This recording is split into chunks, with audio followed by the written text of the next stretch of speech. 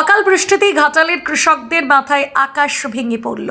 প্রকৃতির রোষে দিশেহারা পশ্চিম মেদিনীপুর জেলার ঘাটালের কৃষকরা মরশুমের শুরুতে আলুর ফলন নিয়ে বিপর্যয়ের পর এবার বোরো ধানেও ব্যাপক ক্ষতির মুখে পড়েছেন তারা।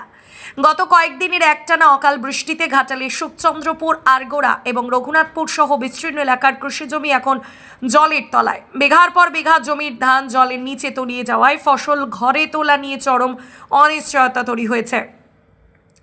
ঘাম ঝরানো পরিশ্রমের ফসল চোখের সামনে নষ্ট হতে দেখে কার্যত কান্নায় ভেঙে পড়েছেন ক্ষতিগ্রস্ত কৃষকরা। চাষিদের অভিযোগ, একদিকে ঋণের বোঝার, অন্যদিকে প্রাকৃতিক দুর্যোগ তাদের মেরুদণ্ড ভেঙে দিয়েছে। বর্তমানে তাদের একমাত্র ভরসা সরকারি সাহায্য।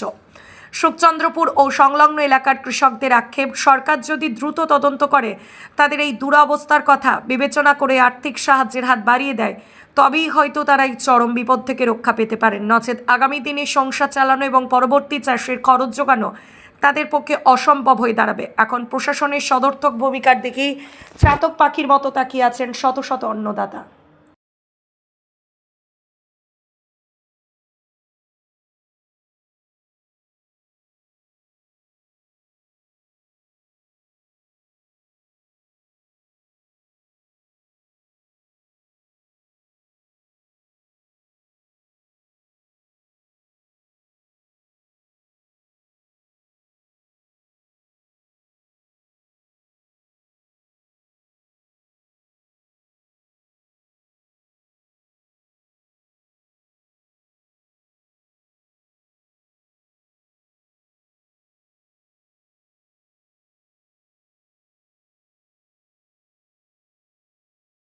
যে প্রথমে ঝড়, দ্বিতীয় ঝড়, সেই দিক থেকে ধান পুরো ডুবে যায়।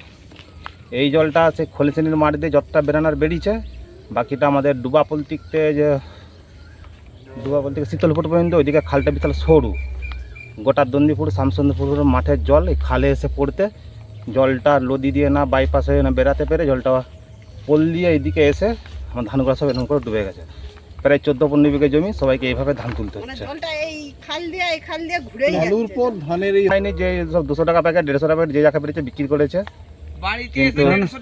সংখ্যা করছেন নাকি? হ্যাঁ, ধান তো সেদিকে নষ্ট হয়ে গেছে। লোকে ভাগে জমি চাষ করেছি, তাকেই দেবো কি? আর আমি যত খরচা করে চাষ করছি আমারই আর থাকবে কি? ক্ষতিপূরণ বলতে যদি ভাগ চাষি কিছু চেয়ে বসে, তাকে অন্তত অল্প কিছু দিয়ে নিজের খরচাটা যতটা করেছি, নিজের লাভ তো কিছুই হবে না। যতটা ঘরে নিজেরা গায়ে গতরা খেলে যতটা আসবে। নতুন সরকার এলেই দিবে বলে তো কেউ মনে হয়নি, কেন আর আগেও অনেক লোক এসেছিলো, এরকমভাবে বলেছিল যে কিছু দেবো। শস্য বিমাটা কিছুই তো আমরা পাইনি। 11 বছরে এরকম তিল পাট লোকের ক্ষতি হয়েছিল, শস্য বিমা সব কাগজ জমা দিই, তখনও কিছু পাইনি। এবারও বলেছে শস্য বিমার কিছু ক্ষতিপূরণ দেবো, কিন্তু দিবে বলে তো মনে হয়নি।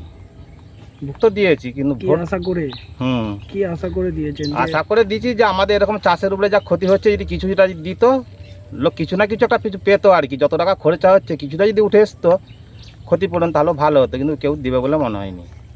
যেই এসো কেউ কিছু দিবেনি। আপনার নাম? আমার নাম বিজয় দলই।